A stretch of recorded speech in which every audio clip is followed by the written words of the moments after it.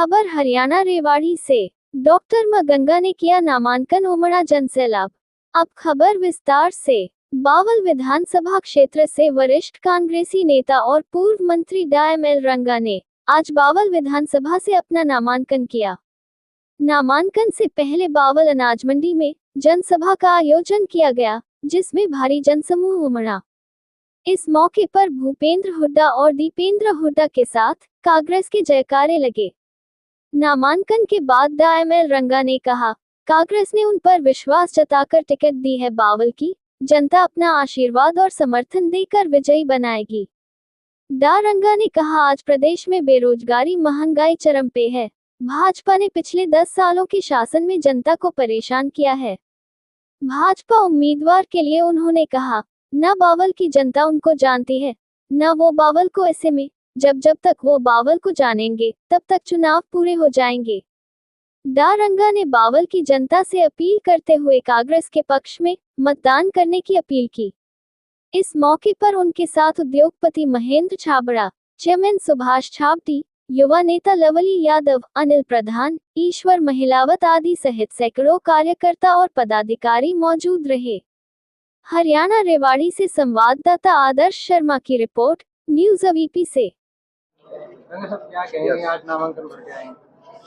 आज सबसे पहले तो मैं जो हमारे कांग्रेस पार्टी के आला कमान है, राहुल जी है, हमारे खड़गे साहब हैं, यहाँ हमारे चौधरी भूपेंद्र सिंह हुड्डा है, वो चौधरी उदयभान जी हैं, कैप्टन अजय सिंह यादव हैं, तो मैं जिनका आभार प्रकट करता हूँ कि इन्होंने पूरा सर्वे करवा करके देख करके कि भी मुझे इस योग्य समझा कि मैं बावल की टिकट मुझे मिले।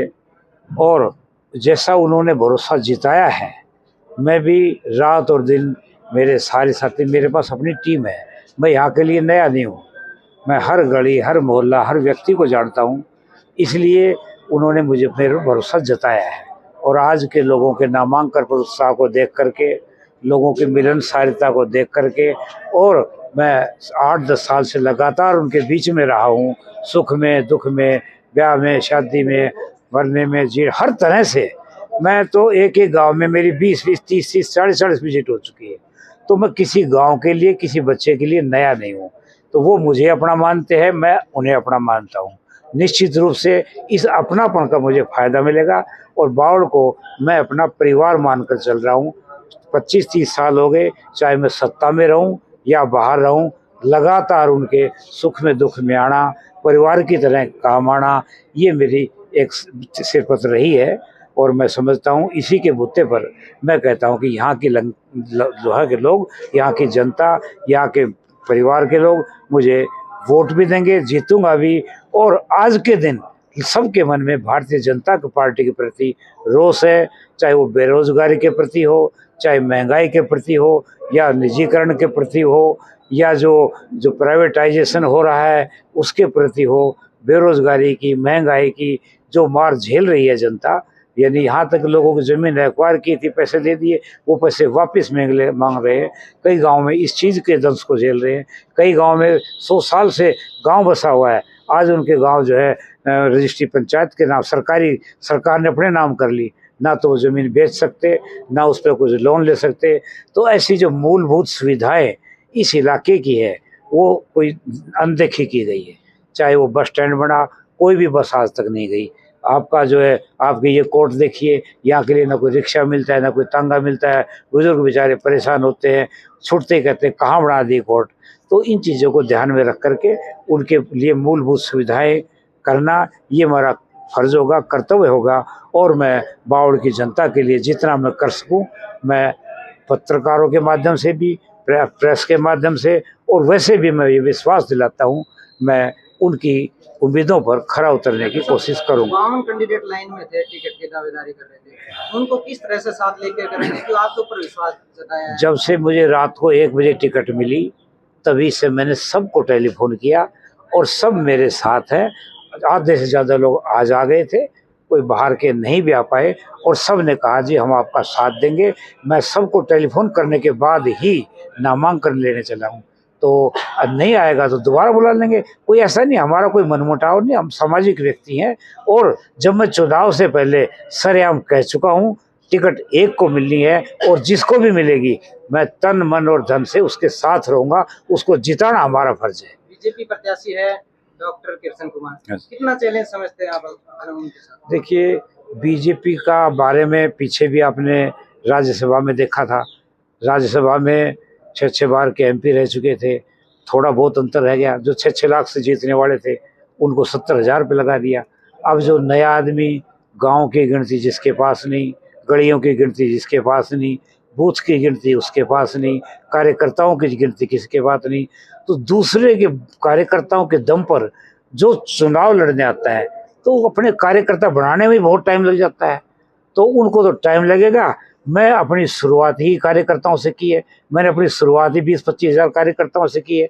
आज सारे कार्यकर्ता एक मैसेज के सहारे आए थे, आपने देखा। तो मुझे अपने कार्यकर्ताओं पर भरोसा है और किसी भी व्यक्ति को हम कमज़ोर नहीं समझते। पढ़े लिखे हैं, अच्छा है, मेहनत करनी भी चाहिए। और जब तक पहलवान ताड़े का ना हो तब तक अच्छा भी नहीं रहता। अच्छी बात है, उनको भी काम करना चाहिए, हम भी काम करेंगे और लोग जिसको अच्छा समझेंगे वोट देंगे। आज प्रजातंत्र है। बावल विधानसभा में क्या विकास कार्य था जो नहीं हुआ, जो आप करेंगे?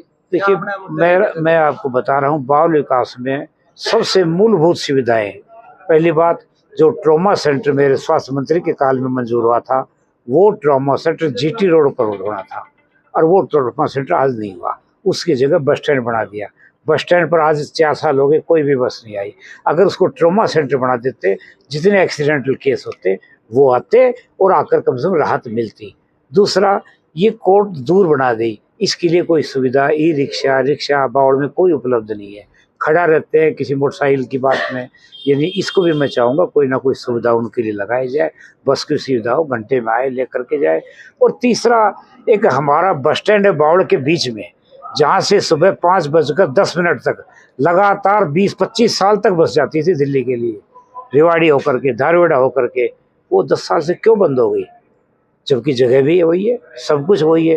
तो लोग जाना चाहते हैं तो कम से कम ऐसी सुविधा तो हो। अंदर बस स्टैंड की जगह खाली, 4 एकड़ जगह खाली है।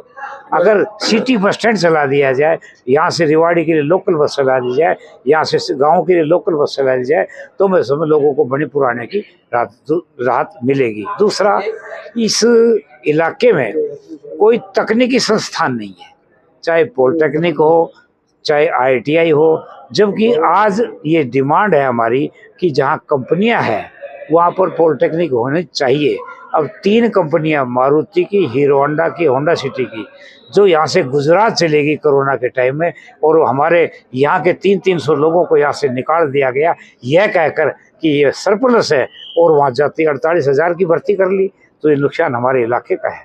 जो निजीकरण चल रहा है, हमारे इलाके के लोगों को भर्ती नहीं किया जाता लोकल लोगों के नाम से। पिछली सरकार ने कानून बनाया था कि 75% यहाँ के लोगों को लेंगे, लेकिन 75% से निकाल जरूर दिए, लिया कोई नहीं। ये सुविधाएं हैं जो शिक्षा की मूलभूत सुविधाएं हैं, जो स्वास्थ्य की है।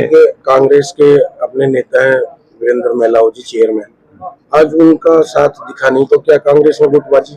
नहीं, कांग्रेस, आज मैंने उनसे टेलीफोन किया था, वो अपनी बच्ची के साथ लेकर गए हुए। राजेंद्र बाबू आए थे मेरे साथ, पूरे कार्यक्रम में रहे, और अभी वो कल से मेरे साथ जुड़ेंगे। हमारी गुटबाजी किस चीज की? हम तो भाईचारा है ना, कोई हमारी बोलचाल है, कुछ भी नहीं है। मैंने तो उसको चेयरमैन बनाया, मैं कहता हूँ, वो खुद कहता है मेरे छोटे भाई ने मुझे चेयरमैन बनाया, वो तो खुद मानते हैं। तो आज मैंने उनको टेलीफोन किया, कहता जी मैं जरूर आऊंगा, और मेरा छोटा से लड़की को छोड़ के आना है, आकर के मैं आ जाऊंगा, आपसे ज्वाइन कर लूंगा। तो ऐसी कोई गुटबाजी नहीं है। और अगर आपको ये लगता है तो मैं तो, मेरा किसी घर जाने में मुझे एतराज नहीं, मुझे सबके घर जा करके मैं जो दूसरी पार्टी के उनको भी साथ लेकर आऊंगा, उनको भी लेकर आऊंगा। और सबसे बड़ी समस्या है जो हमारा ये जो सेंटर है, जहाँ बीमारी फैल रही है, जो कूड़ा सेंटर बना रखा है, डंपिंग यार्ड है। मेरी कोशिश रहेगी इन 11 गाँव में इस बीमारी को छुटकारा दिलाया जाए, और इस डंपिंग यार्ड में इन्होंने लिखित रूप में कहा था कि यहाँ एक सुधार मैनेजमेंट की हाईटेक मशीन लगाएंगे, लेकिन वो कहाँ है हाईटेक मशीन? 4 दीवारी कहाँ है? आग लग जाती, गांव में धुआं रहता है, बीमारियां फैली, कोई ध्यान नहीं दिया जाता। तो इनके लिए जितना मैं कर सकता हूँ, मुझे समय दिया आप लोगों ने, प्रेस और जनता, में एक ही मानता हूँ, हम आपके जनता के नुमाइंदे भी तो हैं ही, आपके भी नुमाइंदे, आप हमारे बीच में से, आप मेरे बेटे होंगे, भाई होंगे, रिश्तेदार होंगे, और आप बाहर से थोड़ी ना आ गए। तो जो यहाँ के बावल के लोग झेल रहे वो आप भी तो झेल रहे हैं, आप भी तो सांस वही ले रहे हैं। तो इसलिए आप भी इस चीज को उठाओ और मैं भी उठाऊंगा, मिलकर के काम करेंगे और बावल के सुधार के लिए जितना मैं जानता हूँ कि क्या करना है उसका शायद ही कोई जानता हूँ, क्योंकि मैं 30 साल से हर घर में हर गली से वाकिफ हूँ।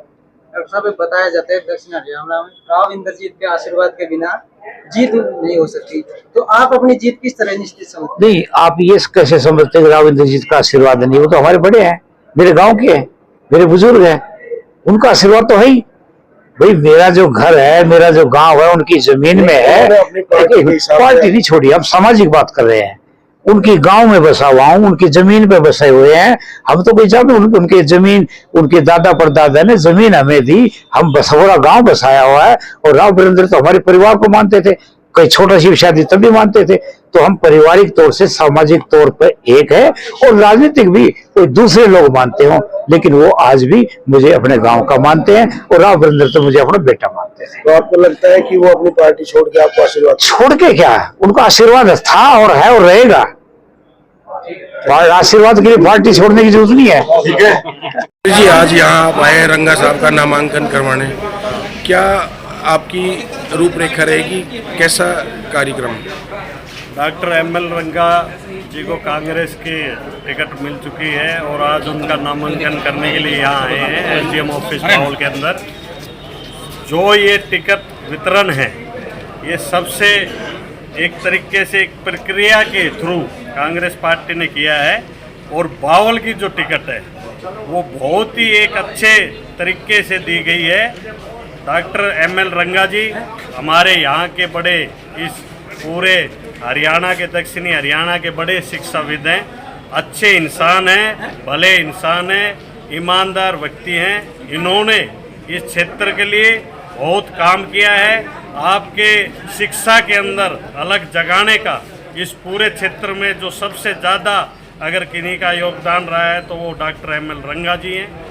आप ये देखें, ये सबसे जो मेन बात इसमें निकल के आती है कि ये हमारे लोकल उम्मीदवार हैं, यहाँ के स्थानीय उम्मीदवार हैं, जिनका गांव, जिनकी वोट, जिनका घर यहाँ के बावल हमारे विधानसभा क्षेत्र के अंदर, हमारे डालिया की इनका गांव पड़ता है, जो कि हमारे बावल विधानसभा क्षेत्र में आता है। तो सबसे मेन बात यह है कि यहाँ के स्थानीय उम्मीदवार है, जो अब सबसे बड़ा मुद्दा हरियाणा के अंदर। आप भी टिकट के दावेदार थे अटेली से, लेकिन बदकिस्मती से टिकट नहीं मिली, आगे की क्या रूपरेखा रहेगी? आगे की रूपरेखा, कांग्रेस पार्टी को मजबूत करने का हम काम करेंगे, हुड्डा साहब के हाथ को मजबूत करने का हम काम करेंगे, और जो विकास की जो पहिया जो रुका हुआ था इस बीजेपी के कार्यकाल में 10 साल में, उसको फिर से हुड्डा साहब मुख्यमंत्री बनकर और फिर से हरियाणा को नंबर 1 बनाने का काम करेंगे।